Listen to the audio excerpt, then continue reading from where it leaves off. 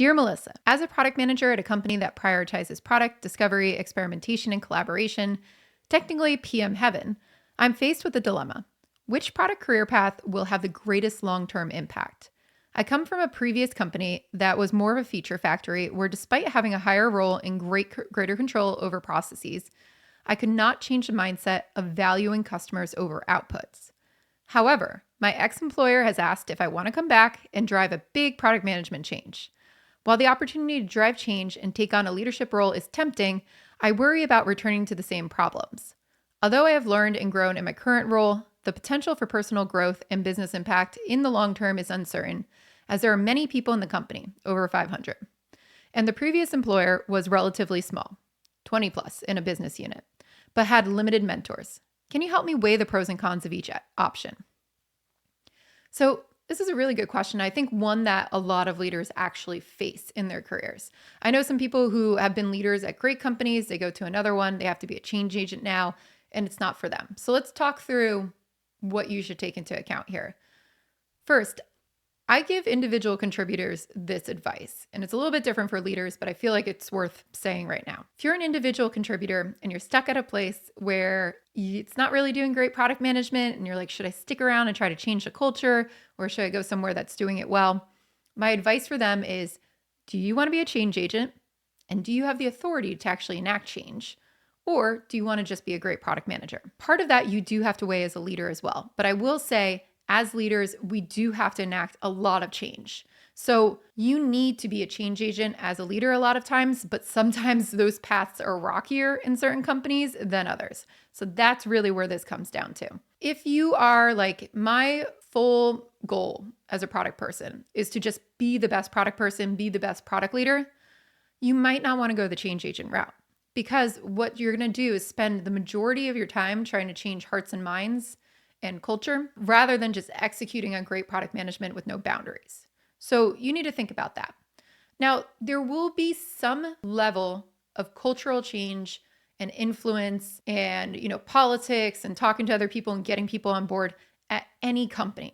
So this might be a great chance for you to actually go and flex that muscle if you're not really sure about it. If you feel like it's a welcoming environment, if you feel like you have really good leadership support and the CEO is like, yeah, we want this, I want you to lead this, you have my full support. If you need something to happen, I will do it for you. I will pave the way. You just tell me what needs to go on. That's a great place to actually be a change agent, because you have the support, you've got the buy-in from the top dog. That's really what you're looking for to be a successful change agent. Now, you might have to educate the CEO a little bit, but if they're amenable to it, if they're very much like, yes, I'm on board, I want this is like, do this for me, that's key. If the CEO is not on board at this company, you're going to have a really hard time, because you're going to face resistance in the C-suite, most likely. People are not going to understand what's going on.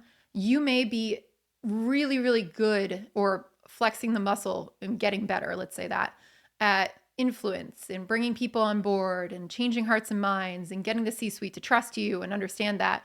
But if you have somebody on that leadership team who's just totally against this and you're never going to change their mind, it's going to be really hard for you to do what you need to do. So I've seen some leaders come into these organizations that have never done product management before, totally win them over, right? It was that they felt the pain. The leaders felt the pain. They said, hey, even as a salesperson, I don't know what's going on. I don't have a roadmap. I can't make my numbers. I'm really angry. People used to fight with me about what product management was. I know I need to sell these certain things. I'm not okay with this. So what are you going to do about it? And if you come into that situation, that means that that person has felt that pain. So they're willing to change, right? They're willing to change what they have to do to work with you. And that's good in. So you play into that.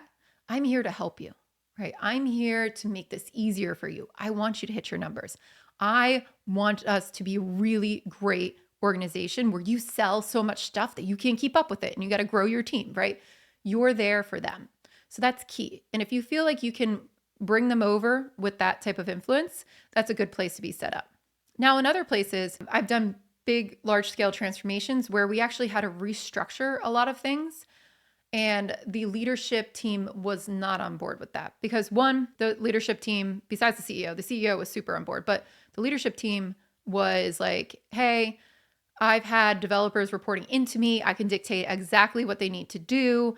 I don't need to, go ask somebody else for permission as a head of product anywhere. I like that. I want my control. I want to hit my numbers. I care about my business unit. We had to take those people out and make a centralized product organization in that case.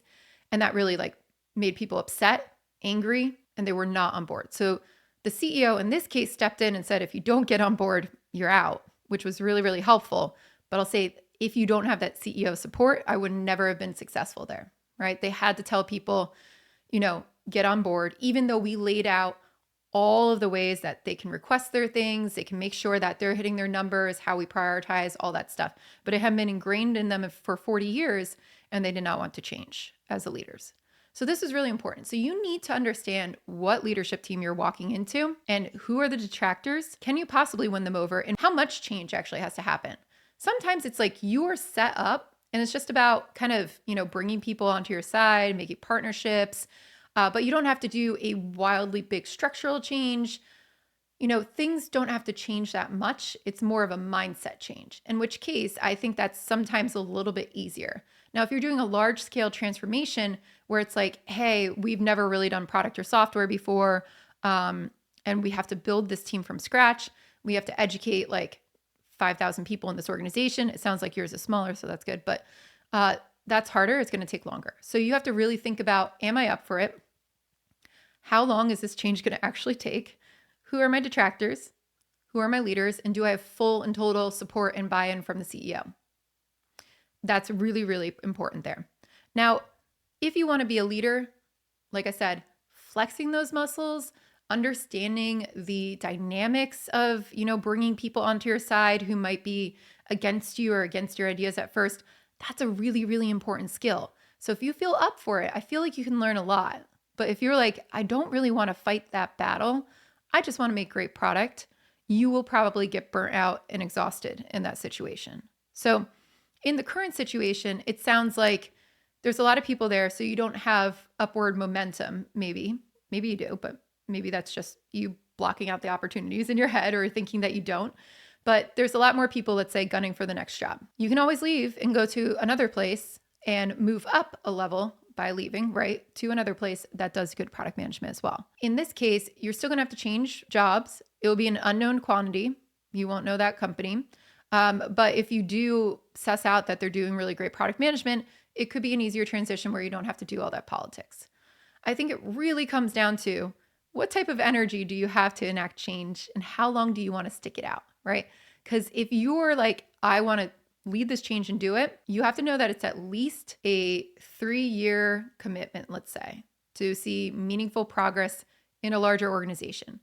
This sounds a little bit smaller. So if all those prerequisites are lined up, you might see actual meaningful impact in a year, but it really depends on how much people want to push back and how much control you have and how much authority you have. Are you on the C-suite? If you're not in the C-suite, this is going to be really, really hard because other divisions might not want to listen or might not want to work with you. So I see people be successful if they're great operators at the C-suite. But if you don't have that type of control, this might be a really big challenge for you. So think about that. If you feel like you've got total control, you've got all the support in the world, and you have all those other things I lined up, it could be a really interesting challenge if you're up for it. But if not, it might be better to stay where you are and just hone your craft as a great product manager. And then look for the opportunities where you can move up. So you really need to think about, how fast do I want to move up? How do I want to move up? What do I want to do on a day-to-day basis?